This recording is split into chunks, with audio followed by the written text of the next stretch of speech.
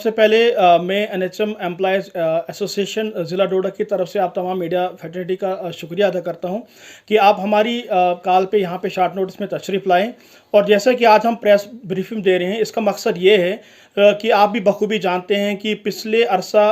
15-20 सालों से national health mission के कर्मचारी जो हैं, एम्प्लॉयज़ जो हैं, मुलाजमीन जो हैं, वो महकमा सेहत में अपनी सर्विसेज दे रहे हैं। लेकिन अभी तक 15 साल गुजर जाने के बाद भी अभी भी कोई भी गवर्नमेंट की तरफ से, चाहे हम पिछली रिजाइम्स की बात करें या मौजूदा सरकार की बात करें, अभी तक हमारे हक में कोई भी एक जॉब पॉलिसी जो है फॉर्मुलेट नहीं की गई है। तो उसी को देखते हुए आज हम यहाँ पे एक प्रेस कॉन्फ्रेंस करने का जो हमने इनकार किया है, तो उसकी गर्ज गाइड यही है। और जैसा कि आप जानते हैं कि पिछले 15 सालों से हम अपनी रेंडर्ड एक सर्विसेज दे रहे हैं इस महकमे में, लेकिन गवर्नमेंट ने अभी तक हमारे बारे में कोई भी जॉब सिक्योरिटी की हम बात करें, वो हमारे हक में अभी तक उन्होंने कोई भी एक हतमी फैसला नहीं लिया है। अगर हम पिछले सालों की बात करें, अरसा 2015-13 से हमने बहुत बार रोड्स को भी हिट किया, डिफरेंट क्वार्टर्स पे हम अपने रिप्रेजेंटेशंस भी हमने गवर्नमेंट के सामने रखी और हमें सिर्फ आश्वासन दिया गया। और 2017 और 18 की अगर बात करें, उस दिन की जो हुकूमत थी, उस टाइम एक टॉप ब्रॉस ब्यूरोक्रेट्स की एक निगरानी में जो है 2 कमिटीज़ को 2 साल में मुसलसल कंस्टिट्यूट किया गया, ताकि वो हमारे इश्यूज़ को, हमारी जो लॉन्ग पेंडिंग ग्रीवेंसेस थे, उनको एग्जामिन करके गवर्नमेंट के सामने अपनी रिपोर्ट पेश करें। और तब के जो हमारे हेल्थ के, स्वास्थ्य के जो मंत्री थे बाली भगत जी, उन्होंने हेड ऑफ दी जो असेंबली में उन्होंने उस दिन ये वाजे किया था कि हमने एक फेज्ड मैनर में 1024 के एक बैच करके जो है हमने फाइनेंस महकमे को अपनी फाइल सबमिट की है और उस तरफ पे 1024 एम्प्लॉयज़ को जो है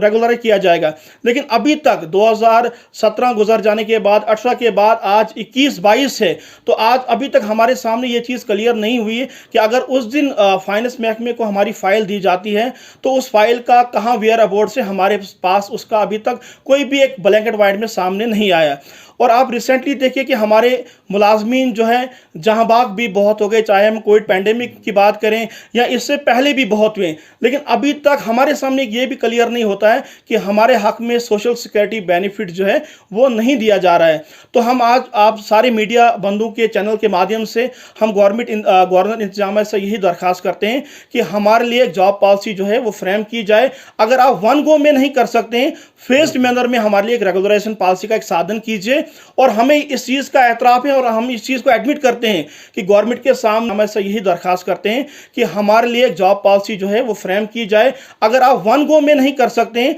फेज्ड मैनर में हमारे लिए एक रेगुलराइजेशन पॉलिसी का एक साधन कीजिए। और हमें इस चीज़ का एतराफ़ है और हम इस चीज़ को एडमिट करते हैं कि गवर्नमेंट के सामने किसी भी एम्प्लॉयज़ के लिए एक फॉर्मुलेशन ऑफ पॉलिसी को बनाना ये एक थोड़ा चैलेंज रहता है। लेकिन हम चाहते हैं कि फेज्ड मैनर में बने एक पॉलिसी का एक रोड मैप हमारे सामने लाया जाए और तब जब तक ये चीज़ें होती हैं तब तक इंटरम रिलीफ दिया जाए। जैसे जब यूटी हमारा यहाँ पे जम्मू कश्मीर बना और यूटी में हमारा सेंट्रल एक्ट लागू हो जाता है, मिनिमम वेजेस एक्ट जो है, जिस पे इक्वल पे की हम बात करें, वो चीज़ हम पे लागू किया जाए। अगर हम बाकी यूटी और स्टेट्स की बात करें, वहाँ पे अगर आप सैलरी का डेकोरम देखेंगे, यहाँ पे सैलरी बहुत मीगर मिलती है और बिलखुसूस इसमें पैरामेडिकल स्टाफ जो है वो पिस रहा है। तो हम चाहेंगे कि दूसरे स्टेट्स और यूटी की तरफ पे यहाँ के एम्प्लॉयज़ को भी at par with regular employees जो है उनकी सैलरी को भी अनाउंस किया जाए। बिलखुसूस पैरामेडिक्स की मैं बात करूं, और एक बहुत ही एक अहम मुद्दा इस पे है कि नॉन लोकल एम्प्लॉयज जो है अपने घरों से बहुत दूर हैं, एक ट्रांसफर पॉलिसी भी अमल में लाई जाए ताकि हमारी जो एम्प्लॉयज है वो भी राहत की सांस लें। और मैं एक मीडिया के वसादत से ये भी क्लियर करना चाहता हूं, रिसेंटली हमें एक इतला जो मौसूल हुई है कि जो मणिपुर की गवर्नमेंट है उन्होंने एक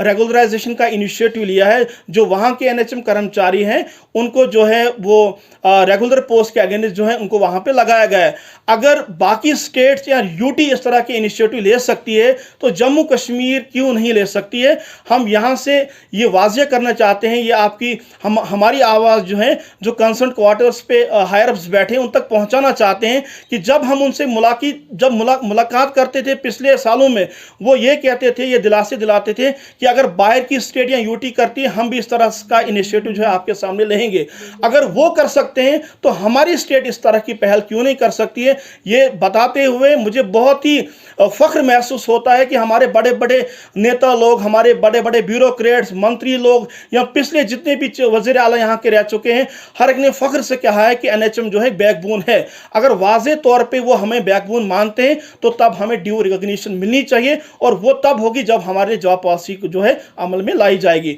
तो हमारी प्रेस कॉन्फ्रेंस देने का यही मकसद था, और हम आप मीडिया के वसादत से, गवर्नर इंतजामिया से, बिलखुसूस जो हमारे चीफ सेक्रेटरी हैं, हमारे ACS हैं, हमारे मिशन डायरेक्टर हैं, जो बाकी जो हैं ऑनरेबल प्राइम मिनिस्टर, क्योंकि हमारा स्टेट जो हमारी जम्मू कश्मीर UT है, तो हमारा डायरेक्ट लिंक सेंट्रल गवर्नमेंट के साथ है, तो हम उनसे भी यही गुजारिश करेंगे कि फॉर्मुलेशन ऑफ जॉब पॉलिसी जो है वो इख्तियार में लाई जाए, और उसके अलावा जो भी मैंने बहुत सारी दूसरी, और वो तब होगी जब हमारे जॉब पॉलिसी जो है अमल में लाई जाएगी। तो हमारी प्रेस कॉन्फ्रेंस देने का यही मकसद था, और हम आप मीडिया के वसादत से, गवर्नर इंतजामिया से, बिलखुसूस जो हमारे चीफ सेक्रेटरी हैं, हमारे ACS हैं, हमारे मिशन डायरेक्टर हैं, जो बाकी जो हैं ऑनरेबल प्राइम मिनिस्टर, क्योंकि हमारा स्टेट जो हमारी जम्मू कश्मीर UT है, तो हमारा डायरेक्ट लिंक सेंट्रल गवर्नमेंट के साथ है, तो हम उनसे भी यही गुजारिश करेंगे कि फॉर्मुलेशन ऑफ जॉब पॉलिसी जो है वो इख्तियार में लाई जाए, और उसके अलावा जो भी मैंने बहुत सारी दूसरी डिमांड्स रखी, जो इक्वल पे इक्वल वर्क है, सैलरी की अनाउंसमेंट,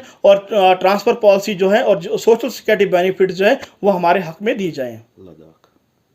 सर मुझे ये बताएं कि अभी रिसेंटली जो है आप जैसे रेगुलराइजेशन पॉलिसी के बारे में बता रहे हैं, तो सभी डेली वेजर्स जितने भी हैं वो सभी मांग कर रहे हैं, लेकिन किसी को अभी तक मिली नहीं है। और जो सेंट्रल गवर्नमेंट के जो यहाँ से जनरल सेक्रेटरी हैं BJP के, उन्होंने कहा था कि ये सब ड्रामा है, हमने किसी को कुछ नहीं करना। उन्होंने क्लियर ऐसी चीज़ें बताई थी यहाँ पे इंटरव्यूज़ में मीडिया को।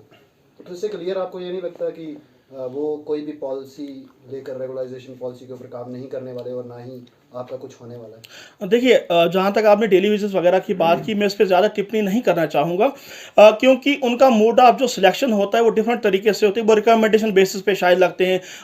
तब के ज़माने में जब कोई मंत्री होता था या बड़े बड़े ब्यूरोक्रेट्स उनको अपनी तरफ से रिकमेंड करके डिपार्टमेंट में अब्जॉर्व करते थे। लेकिन जहाँ तक हमारी एक क्रीम ऑफ द सोसाइटी है, हमारी इस NHM फैटर्निटी में डॉक्टर्स हैं, पैरामेडिकल स्टाफ है, हमारा मैनेजमेंट स्टाफ है, और हाईली क्वालिफाइड स्टाफ है। ये गवर्नमेंट भी मानती है, हर कोई मानता है, और प्रॉपर एक सिलेक्शन प्रोसेस के तहत हमारी रिक्रूटमेंट हुई है। उसके बाद हमारी जो क्या बोलते हैं, हमारी वाइवा हुआ है, एक बाज़ाब्ता एक जो मोड ऑफ सिलेक्शन जो रेगुलर एम्प्लॉयज़ को एब्जॉर्ब करने के लिए लगता है, उसी तरह पे हुआ है। अब टैग हमें यह है कि हम कॉन्ट्रेक्चुअल हैं, तो इसलिए मैं चाहूँगा कि अगर उनका मसला भी हल हो जाए हमारे लिए वो अच्छी बात है, लेकिन हमारे लिए जो हमारे हुक्म है वो हमें दिया जाए।